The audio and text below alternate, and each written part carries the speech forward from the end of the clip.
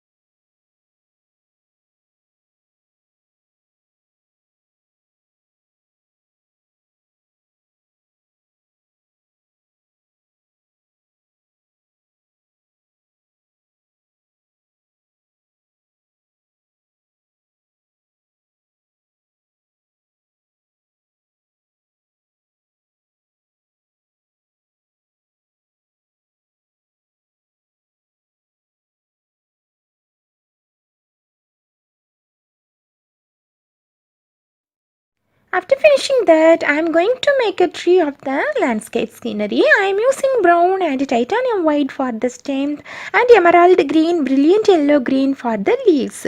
I am using 000 brush to make the highlight of the leaves around the trees.